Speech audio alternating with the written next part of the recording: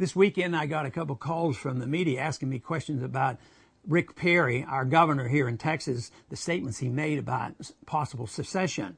Now, he didn't call for secession, but he was restating a principle that was long held, and at least in the original time of our country, and that is that there was a right to secession. Actually, after the Civil War, nobody believes there is a so-called right to secession, but it is a very legitimate issue to debate because all the states that came into the Union before the Civil War believed they had a right to secede.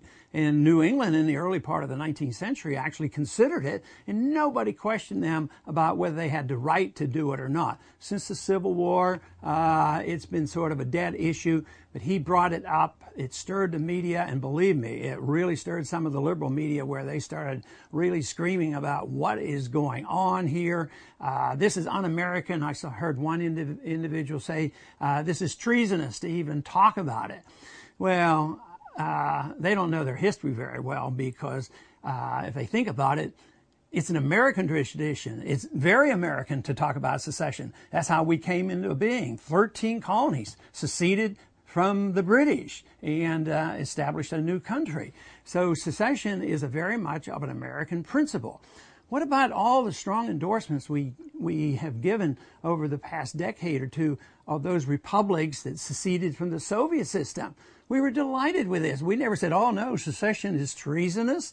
No, secession is a good principle. Just think of the benefits that would have come over these last 230-some years if the principle of secession had existed. That means the federal government would always have been restrained not to overburden the states with too much federalism, too many federal rules and regulations.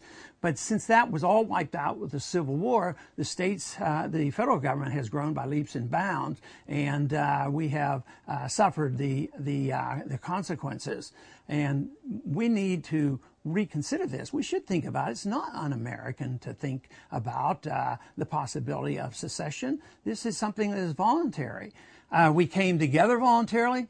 A free society means you can dissolve it voluntarily. That's what the whole issue was about. Just remember one of the reasons that Wilson drove us in unnecessarily into World War I.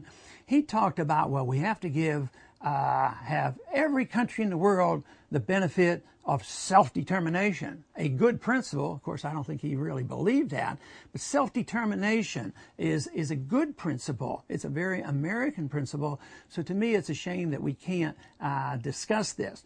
You know, it's interesting that so many of us have been taught for so many years, and as long as I can remember from first grade on up, taking the Pledge of Allegiance, that we have a republic that's indivisible.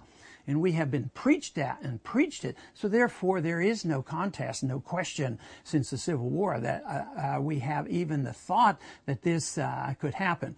But you know what a lot of people don't talk about, and they really don't even know about, is who wrote the Pledge to the Flag. The Pledge to the Flag came from Francis Bellamy, an avowed socialist who wanted to put into concrete in the pledge this principle of being indivisible.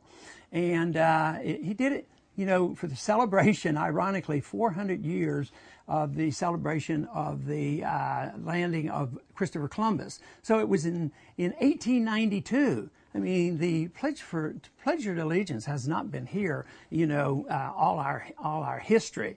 So I think it's worth a discussion. I think people should discuss this because right now the American people are sick and tired of it all, and I think the time will come when people will consider it much more seriously, is when the federal government can no longer deliver.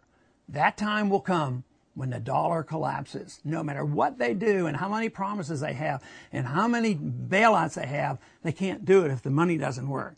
So then the independence of the states will come back, and it doesn't mean that you'll be un-American to even contemplate what might have to be done once the dollar crashes.